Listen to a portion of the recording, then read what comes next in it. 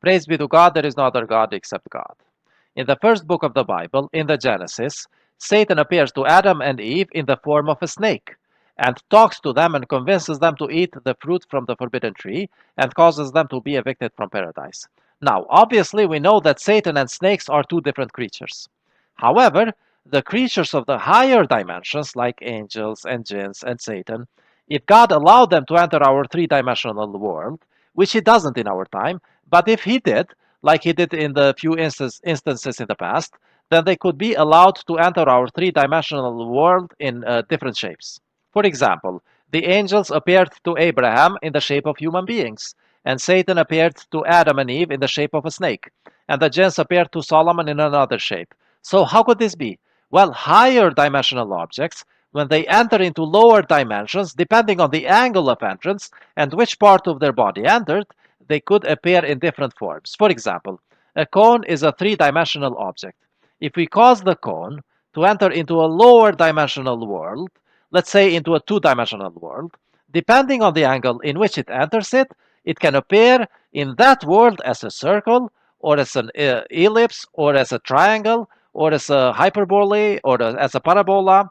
See, in a two-dimensional world, these are five different shapes, but in the higher three-dimensional world, they are simply cross-sections of only one shape, which is the cone. So in the same way, because the higher dimensional creatures like angels and jinns and Satan live in as many as 10 dimensions, then the possibilities in which their up to 10D shape can appear in a 3D world increase drastically. Which means that if they have a slightly sophisticated shape in a 10D world, then they can actually appear like 1,000 and a millions of different precise sophisticated shapes depending on the angle in which they are allowed to enter in this world. So this means that God could allow Satan to appear and speak to Adam and Eve in the form of a lion, or the form of a crocodile, or the form of a wolf, or the form of a spider, or any other animal form, so that Adam and Eve could have an interaction with it before they got deceived.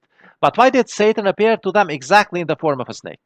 Is it because snakes kill people? Well, lions also kill people. Crocodiles also kill people. Wolves also kill people. Bears also kill people, and they are in so many ways more dangerous than the snake if you encounter them. But still, God allowed Satan to appear to Adam and Eve in an angle shaped like a snake. So, why exactly a snake?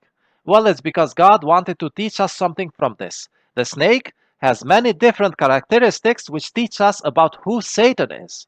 There are many such characteristics, but the main one, the main difference between the snake as an animal which kills people and the other animals which kill people is that the action and the consequence are separated in time in the case of the snake.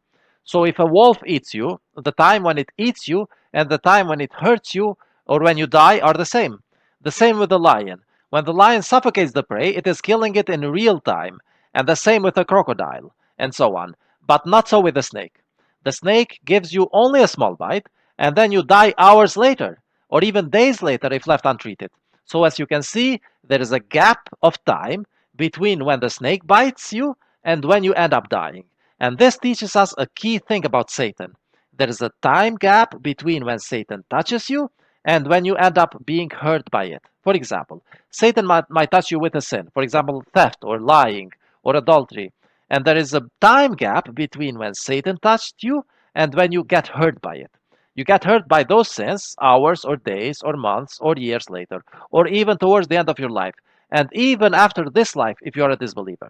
So, like in the case of the snake, there is a time gap between when Satan touches you and when you get hurt. And this time gap or postponement of consequences is what makes it more dangerous and a sin. See, there are two types of harm: direct harm, which is simply called harm, and postponed harm, which is called a sin. A direct harm, for example, is if you put your hand in the fire. In this case, the action and the harm both happen at the same time, which is why God did not mention to us the touching of the fire as a sin, but as a punishment. But when it comes to, let's say, lying, it is a postponed harm. The action and the harm happen at different times, which is why God revealed it in the Quran not to do it. See, given that there is a time gap between the action and the harm, we as humans would not be able to know that it is harmful if God did not tell us. And this is why God tells us to avoid postponed harms or sins, and especially because those harms can be postponed beyond this life, in which case it means that we end up in hell. And God gave us minds to use to protect ourselves from harms, where the action and the harm happen both at the same time.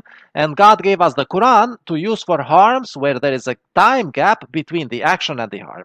So God gave us minds to use for protection against wolves, but God gave us the Quran for protection against snakes, symbolically speaking. Because unless someone tells you that the snake has venom, we wouldn't know. If people did not tell us that the snake has venom, the men would naturally think that they can defeat it with their bare hands. The snake is so weak on the outside. You can outrun it, squash it, and even kill it with your bare hands. But hours or days later, you are very likely dead also. So this is one feature which the snake and Satan have in common. There is a time gap between when they touch you and when you get harmed by it. The second aspect which the snake and Satan have in common is that the snake can see us at night while we cannot see it. The snakes have an additional sense, a sixth sense. They can sense infrared light, which enables them to see our warm bodies during the night. But a snake would not be able to see a dead body at night because it is cold. So snakes can sense the living bodies, but not the dead bodies. Just like Satan can touch the living bodies in this world, but it has no power over the dead bodies or over the believers who have left their body and went into the next world. But in this world, the Quran in verse 727 tells us that Satan can see us while we do not see Satan. Another aspect which the snake and Satan have in common is that the snake sheds its skin about 17 times during its lifetime. In other words, Satan tries the same old tricks but under a new skin. For example, what used to be called fools now are called atheists. Satan rebranded them to make the idea more enticing. What used to be called pagans now are called Christians. What used to be called people of the scripture are now called Quranists or Protestants, depending on which scripture you are talking about. What used to be called children of Israel are now called Semites. Those who used to be called the opposition to God's system are now called Jews. The word Jew in Arabic means opponent or someone who turned back from faith. And the word Israel, among other things in Hebrew, means one who fights against God. So Satan simply changed the skin, but his ways and essence, which is rebellion against God, remains the same. Now, another reason why God allowed Satan to speak to Adam and Eve in the shape of a snake is because snakes move while keeping their heads low to the ground. This makes them short sighted. A small stone or a grass or any small bump in the ground is enough to block their field of view, which makes it impossible for them to have good long term plans. Basically, they do not have enough guidance to find their way towards a goal. They only get to places through trial and error. And this is a feature of the snake which is mentioned in the Quran. The Quran in verse 67:22 says, is one who walks with his face on the ground, better guided, which is the snake, or one who walks straight on the right path, which is the human who can stand up straight on 2 feet and look far ahead and choose ahead of time where he wants to go. So there is guidance in being able to stand up straight.